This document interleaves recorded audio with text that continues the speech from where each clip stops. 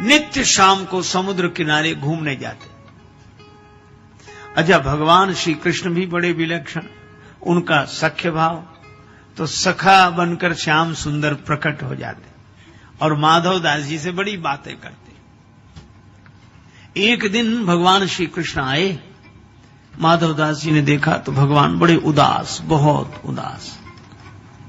माधव दास जी ने कहा, क्या हुआ, उदास क्यों है? श्री कृष्ण बोले, कुछ नहीं है। नहीं, कुछ तो बताओ। क्या बताएं? नहीं, बताओ। भगवान कृष्ण बोले कि एक बात है। क्या? जब से वृंदावन छोड़ा, यहां जगन्नाथपुरी में आए, हां, तब से चोरी करने को नहीं मिली। माधव दास जी बोले, अरे बचपन की बातें छोड़ो, अब तो यहां। भगवान बोले, सो तो ठीक है, लेकिन जिसकी जो आदत पड़ी हो। बहुत कहा माधव दास जी ने, बोले नहीं, चोरी की तो खैर अब क्या। तो माधव दास जी बोले, इतनी आदत तो कर ही ले। बोले, कर कैसे ले, कोई साथी नहीं मिलता। वृंदावन में तो तमाम सखा थे, यहां कोई सखा ही नहीं है, एक तुम ही हो। माधव दास जी बोले, महाराज हम, हाँ चलो। माधव दास जी बोले, कहां? बोले, चोरी करने चलो। माधव दास जी बोले, महाराज जिंदगी भर भजन करते रहे, हमें कोई चोरी करनी आती है क्या जो चोरी करे? भगवान ने कहा कि तुम मन बनाओ, चोरी करना तो हम सिखा देंगे। तो अच्छा, हाँ, और चोरी में तो थोड़ी फुर्ती रखनी चाहिए, बस, और क्या। अब भगवान ने समझाया, माधव दास मान गए कि चलो तुम्हारे साथ चोरी करेंगे, पर चलना कहां सो बताओ। भगवान ने कहा कि ये जगन्नाथपुरी का राजा के बगीचे में बड़े सुंदर कटहल के फल लगे हैं और ये भेजते ही नहीं है। माधव दास जी बोले, तो चोरी करने की क्या जरूरत, राजा साहब तो हमारे शिष्य हैं, कल हम जाकर उनसे कहेंगे और आपके लिए कटहल ले आएंगे। भगवान बोले, नहीं, ऐसे नहीं, मजा तो चुराने में ही आता है। अच्छा चलो, गए राजा के बाग में। अब माधव दास जी और भगवान कृष्ण। अब भगवान बोले, धीरे धीरे बोलना, ठीक है। अब माधव दास जी को तो कोई अभ्यास था नहीं, तो जैसे ये कटहल के पेड़ के पास पहुंचे, भगवान बोले, ऊपर चढ़ जाओ, तुम ऊपर से कटहल गिराना, नीचे हम ले लेंगे। अब माधव दास जी जोर से बोलने लगे, कन्हैया किस पेड़ पे चढ़े, इस पे चढ़े कि इस पे? सो बगीचे के माली ने सुना, बोले, मैं बताता हूं किस पे चढ़ो, अभी आया। भगवान ले गए छिपा कर, तुमसे पहले ही कही थी धीरे धीरे बोलना चाहिए चोरी में। अच्छा ठीक। अब गए, जब वो जाके सो गया, फिर गए। भगवान बोले, इस पेड़ पर नहीं, इस पे चढ़ो, चढ़ो।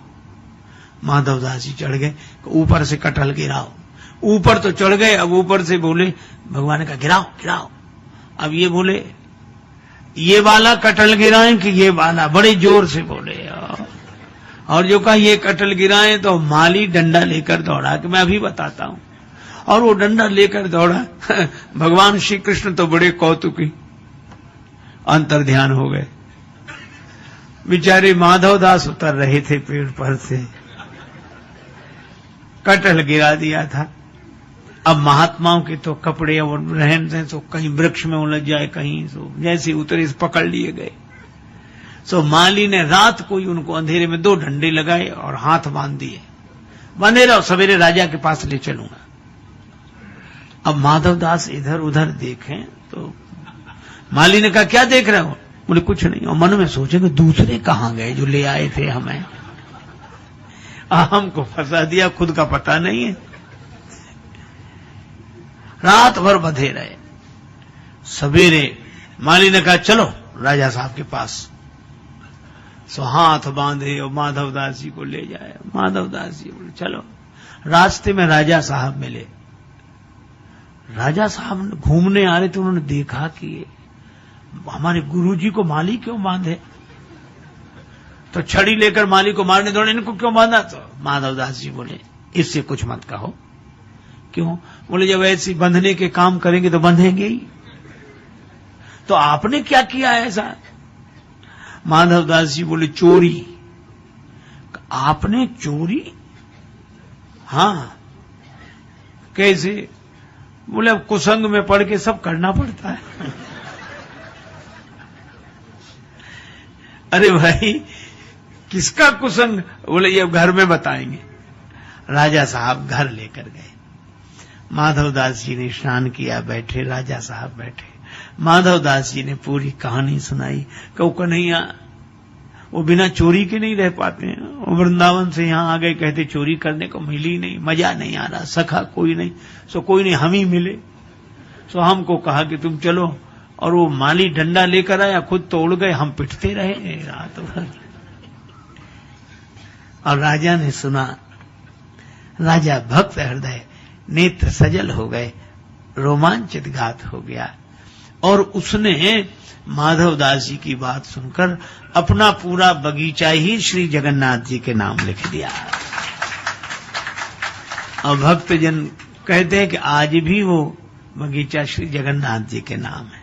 तो भगवान ऐसे विलक्षण है कि सारे नियम एक तरफ रख के उनको चोरी में ही आनंद। शाम को माधवदास जी वो लिखा पढ़ी का कागज लेकर आए।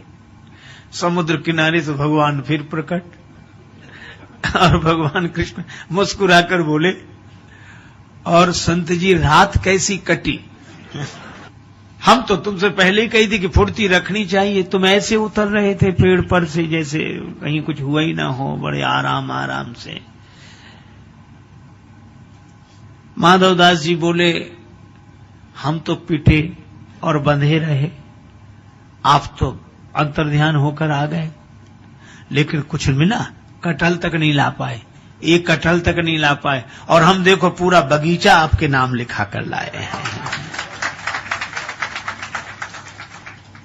अब बोलो भगवान की इन लीलाओं में प्रेम, केवल प्रेम। अब इस प्रेम भरी लीला को हृदय से देखें।